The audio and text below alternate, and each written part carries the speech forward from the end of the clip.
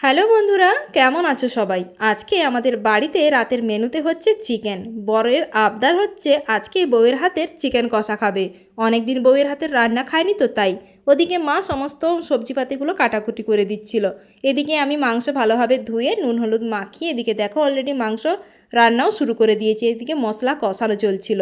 আসলে বর যখন বাড়ি আসেনি তার আগে থেকেই বলছিল বাড়ি এসে আগে আমার হাতের কষা মাংস খাবে।